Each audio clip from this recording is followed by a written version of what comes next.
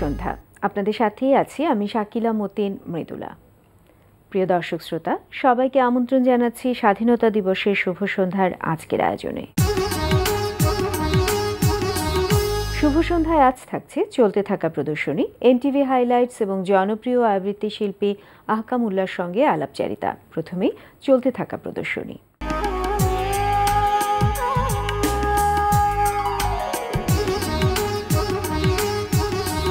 শুরুতেই জানিয়ে দিচ্ছি চলতে থাকা প্রদর্শনীর সময়সূচি। গুলশান 2-এর বেইজ এজ ওয়াটারের এইজ গ্যালারিতে প্রদর্শিত হচ্ছে শিল্পী মোহাম্মদ ইউনিসের অ্যান অ্যাবস্ট্রাক্ট অ্যাফেয়ার শিরোনামে চিত্রকলা প্রদর্শনী। প্রতিদিন সকাল 10টা থেকে রাত 8টা এই সময় প্রদর্শনী চলবে 31 মার্চ পর্যন্ত। ব্রিটিশ কাউন্সিলে অনুষ্ঠিত হচ্ছে London 1971 unsung heroes of the Bangladesh liberation war শিরোনামে আলোকচিত্র প্রদর্শনী। প্রদর্শনী চলবে 31 মার্চ পর্যন্ত। আলিয়াস প্রসেসের লা গ্যালারিতে প্রদর্শিত হচ্ছে ইমোশন অফ সুফি মিউজিক শিরোনামে প্রদর্শনী। সকাল 9টা থেকে রাত 8টা এই সময় প্রদর্শনী চলবে 31 মার্চ পর্যন্ত। এবার মহান স্বাধীনতা দিবসের শুভেচ্ছা। আজ 26শে মার্চ, মহান স্বাধীনতা দিবস। অনেক রক্তের বিনিময়ে সুদীর্ঘ 9 মাস রক্তক্ষয়ী সংগ্রামের মধ্য দিয়ে 1971 সালে পৃথিবীর মানচিত্রে জন্ম হয় একটি দেশের, নাম তার বাংলাদেশ। আমরা আজ মহান স্বাধীনতা দিবসে শ্রদ্ধার সাথে স্মরণ করছি সেই সব বীর মুক্তিযোদ্ধা ও অকুতভয় দেশপ্রেমীদের, যারা বুকে তাজা রক্ত দিয়ে লিখেছেন একটি নাম বাংলাদেশ। সবাইকে মহান স্বাধীনতা দিবসের শুভেচ্ছা। এবার এনটিভি হাইলাইটস।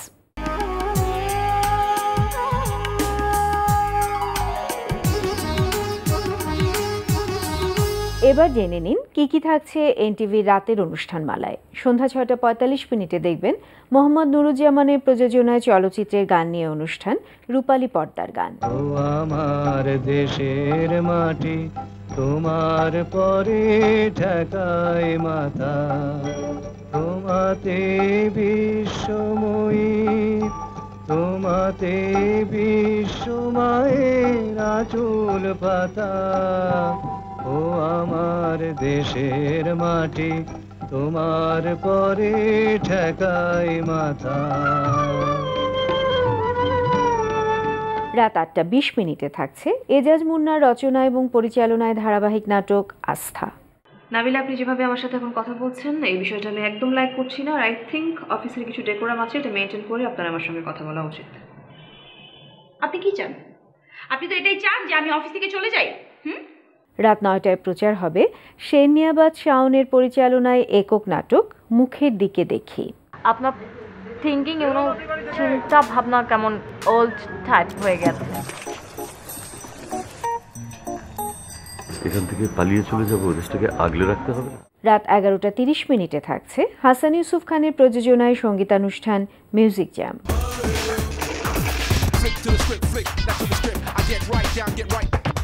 রাত 12:10 থাকছে অনুষ্ঠান 71-এর মার্চ।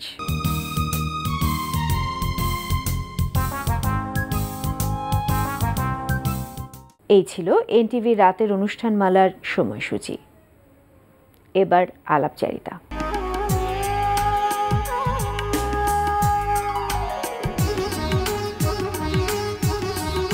আজ 26 মার্চ, মহান স্বাধীনতা দিবস। প্রিয় দর্শক, আমাদের আজকের অতিথি আবৃত্তি সমন্বয় পরিষদের সাধারণ সম্পাদক এবং বিশিষ্ট আবৃত্তি শিল্পী আহকামুল্লাহ। চলুন কথা বলি তার সঙ্গে। শুভ সন্ধ্যা। শুভ সন্ধ্যা। ভালো আছেন? আছি। আজ নিশ্চয়ই সকাল থেকে অনেক ব্যস্ত সময় কাটলো। 26শে মার্চ আমাদের মহান স্বাধীনতা দিবস। পুরো মার্চ জুড়েই সংস্কৃতি কর্মীদের একটা ব্যস্ততা থাকে, কারণ সংগ্রামটা তো আসলে শুরু হয়েছিল মার্চের 2 তারিখ। বাংলাদেশ স্বাধীন বাংলার প্রথম পতাকা ওড়ানো হয় 7ই মার্চ। বঙ্গবন্ধু রেসকোর্সের ময়দানে স্বাধীনতার ঘোষণা দেন 25শে মার্চ। এবার প্রথমবারের মতো গণহত্যা দিবস পালিত হলো আজ 26শে মার্চ। পুরো মার্চ জুড়ে আমাদের এক ধরনের সংস্কৃতি কর্মীদের এক ধরনের ব্যস্ততা থাকে, এবং এটাই এক ধরনের আনন্দর ভেতর দিয়ে আমরা আসলে উদযাপনটা করি, সংগ্রামের ভেতর দিয়ে, শপথের ভেতর দিয়ে উদযাপনটা করি। এবারই প্রথম গণহত্যা দিবস একেবারে সরকারিভাবে স্বীকৃতভাবে পালিত হলো। এই প্রসঙ্গে আপনারা যারা সংস্কৃতি কর্মী, যারা সংস্কৃতির মধ্য দিয়ে অনেক আন্দোলন করেছেন, তারা তো অনেক আগে থেকেই এই দিবসটি আপনারা বিভিন্নভাবে পালন করতেন এবং তারই ধারাবাহিকতায় বলা যায় এই সফলতা। হ্যাঁ, এবার যেটা হয়েছে যে সংসদে অনুমোদন হয়েছে গণহত্যা দিবস হিসেবে পালিত হবে এবং ক শ্রেণীর দিবস অর্থাৎ জাতীয়ভাবে এই দিবসটিকে পালন করা হবে এবং সিদ্ধান্ত হয়েছে যে আন্তর্জাতিকভাবেও এই দিবসটিকে পালন করার জন্য সরকার সর্বাত্মকভাবে প্রচেষ্টা চালাবে। কারণ আমরা দেখেছি যে আন্তর্জাতিকভাবে এখনও কিন্তু চক্রান্তটি অব্যাহত আছে, যে 25শে মার্চ রাতে কতজনকে হত্যা করা হয়েছিল সেটির সংখ্যা নিয়ে বিতর্ক সৃষ্টির চেষ্টা করা হয় এবং এটি শুধু আন্তর্জাতিকভাবে নয়, জাতীয়ভাবেও এই সংখ্যাটিকে নিয়ে একটি বিতর্ক তৈরির চেষ্টা হয়েছে। সুতরাং সেই চেষ্টাটি যাতে কোনোভাবেই সফল না হয়, আমাদের ভবিষ্যৎ প্রজন্ম যাতে সঠিক ইতিহাসটিকে জেনে বেড়ে উঠতে পারে, সে কারণে এই প্রক্রিয়াটি অসম্ভব জরুরি ছিল এবং সংস্কৃতিকর্মীরা কিন্তু ধারাবাহিকভাবে কাজটি করে আসছে। দীর্ঘদিন ধরে শহীদ মিনার থেকে এই 25শে মার্চ কাল রাতে ৭১-এর ঘাতক দালাল নির্মূল কমিটি রাত 11:25 ঠিক যেই সময়ে ক্র্যাকডাউনটি হয়েছিল ঠিক সেই সময়ে আলোর মিছিল নিয়ে জগন্নাথ হলে যেই জায়গাটিতে প্রথম ক্র্যাকডাউন হয়েছিল সেখানে এসে শহীদদের প্রতি শ্রদ্ধা জানায়। রাজারবাগে পুলিশ লাইনে যেখানে প্রথম প্রতিরোধ গড়ে উঠেছিল সেখানে আলোর মিছিল নিয়ে গিয়ে প্রদীপ জ্বালানো হয়। পিলখানাতে যেখানে তৎকালীন ইপিআর যারা প্রথম প্রতিরোধ গড়ে তুলেছিল তাদের প্রতি শ্রদ্ধা জানানো হয়। এই যে ধারাবাহিক আন্দোলনটি, তারই ধারাবাহিকতায় কিন্তু আজকে এসে সরকারিভাবেও এই জিনিসটি কিন্তু দাঁড়ালো এবং এটি অবশ্যই আমি মনে করি যে সংস্কৃতি কর্মীদের একটি ধারাবাহিক আন্দোলনের সফলতা, এটি আমি মনে করি। মার্চ নিয়ে কথা হচ্ছে এবং আপনি আবৃত্তির মানুষ, আমাদের আবৃত্তিতে কবিতায় ঘুরে ফিরে এসেছে মার্চ ডিসেম্বর আমাদের দেশ। তো একটি আবৃত্তির কিছু অংশ কিংবা পুরোটাই যদি শোনা যায়। স্বাধীনতা, তুমি রবি ঠাকুরের অজর কবিতা, অবিনাশী গান। স্বাধীনতা, তুমি কাজী নজরুল ঝাঁকড়া চুলের বাবরি দোলানো মহান পুরুষ, সৃষ্টি সুখের উল্লাসে কাঁপা। স্বাধীনতা, তুমি শহীদ মিনারে অমর 21শে ফেব্রুয়ারির উজ্জ্বল সভা।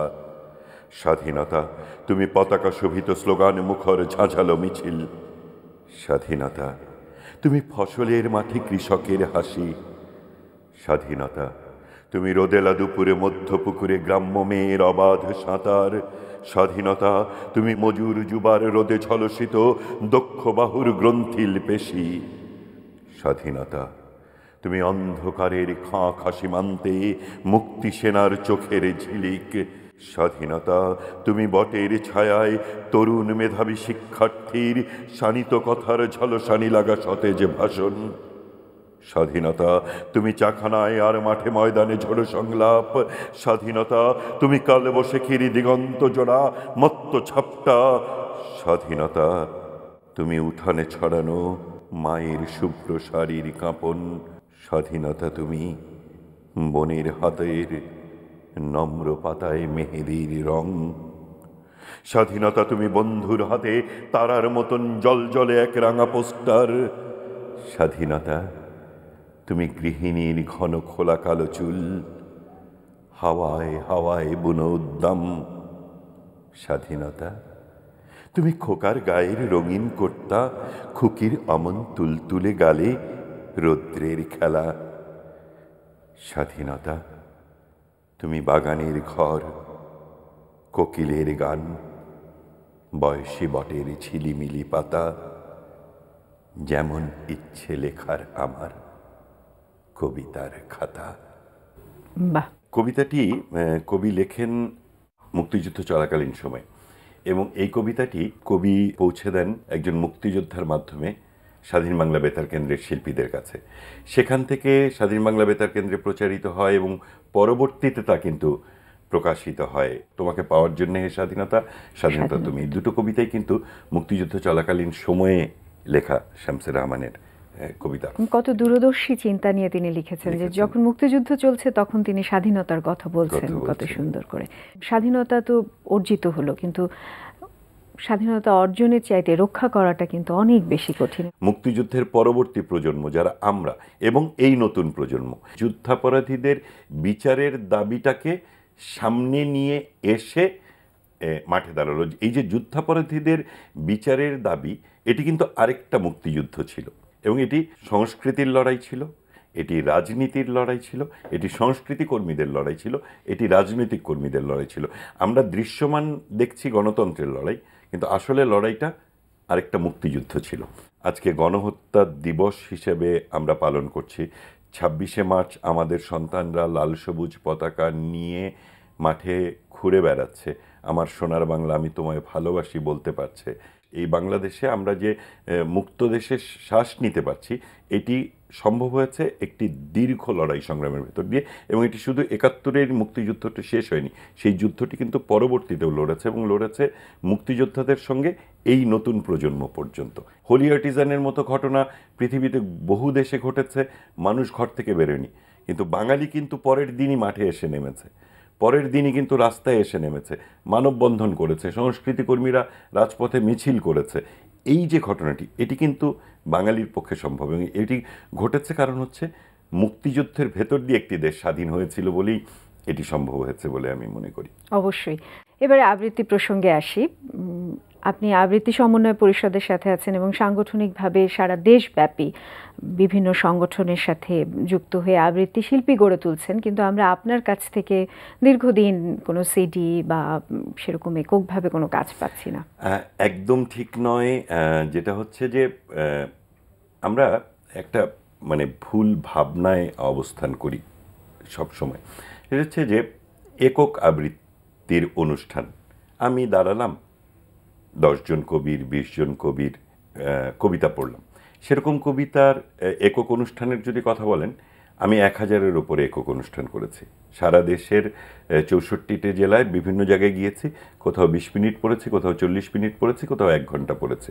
কিন্তু আমার কাছে একক পরিবেশনা বলতে, একটি একক আবৃত্তি অনুষ্ঠান বলতে একটি গ্রন্থিত পরিবেশনা।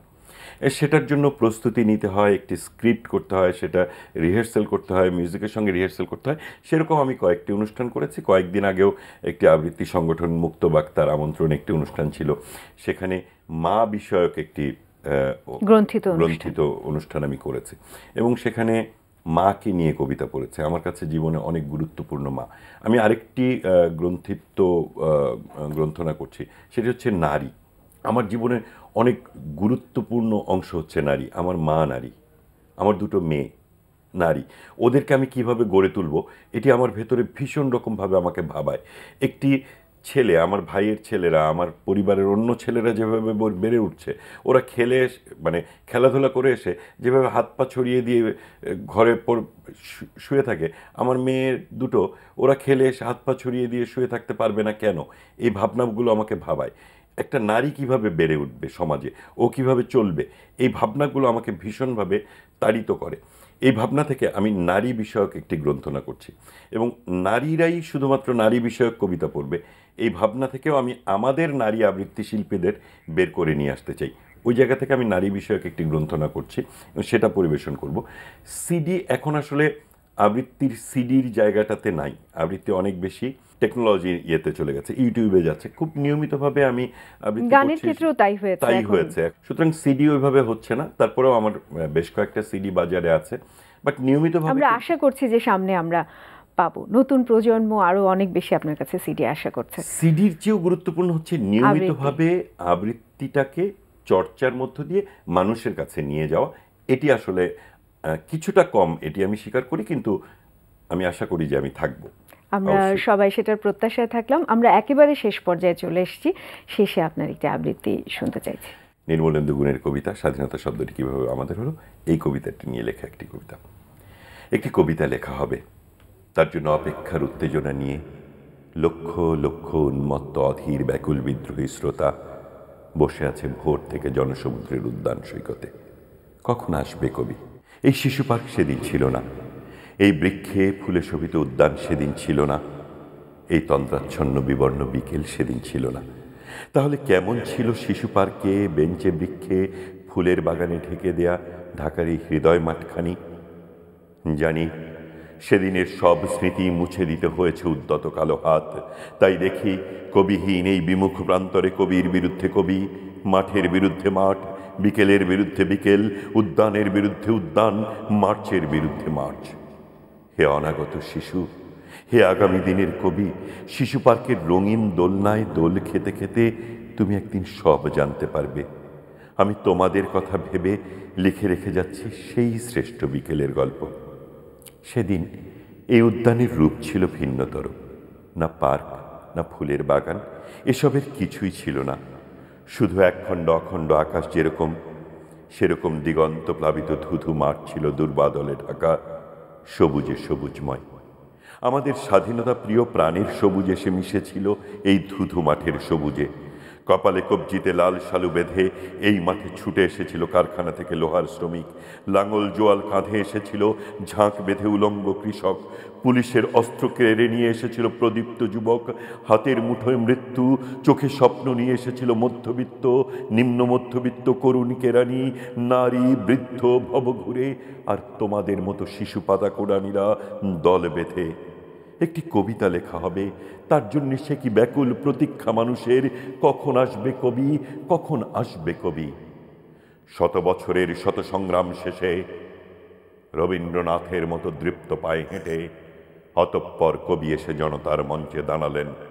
তখন পলকে দারুণ ঝলকে তরিতে উঠিল জল, হৃদয়ে লাগিল দোলা, জনসমুদ্রে জাগিল জোয়ার, সকল দুয়ার খোলা। কে রোধে তাহার বজ্রকণ্ঠ বাণী, গণসূর্যের মঞ্চ কাঁপিয়ে কবি শোনালেন তার অমর কবিতাখানি। এবারের সংগ্রাম আমাদের মুক্তির সংগ্রাম, এবারের সংগ্রাম স্বাধীনতার সংগ্রাম। সেই থেকে স্বাধীনতা শব্দটি আমাদের। অনেক অনেক ধন্যবাদ আপনাকে। ধন্যবাদ আপনাকে, ধন্যবাদ এনটিভির শুভ সন্ধ্যার পেছনে যারা আছে এবং শুভ সন্ধ্যার দর্শক সবাইকে। প্রিয় দর্শক, কথায় কথায় আমরাও চলে এসেছি অনুষ্ঠানের শেষ প্রান্তে। আমাদের সঙ্গে যোগাযোগের ঠিকানা প্রযোজক শুভ সন্ধ্যা, এনটিভি বিএসসিসি ভবন, 7 তলা 102 কাজী নজরুল ইসলাম এভিনিউ, কারওয়ান বাজার, ঢাকা 1215। আমাদের ইমেল অ্যাড্রেস shubhosondha@ntvbd.com। প্রিয় দর্শক, এনটিভিতে সম্প্রচারিত সংবাদ ও অন্যান্য সকল অনুষ্ঠান দেখতে লগ ইন করুন www.ntvbd.com-এ। সবাই ভালো থাকুন, নিরাপদে থাকুন। শুভ সন্ধ্যা।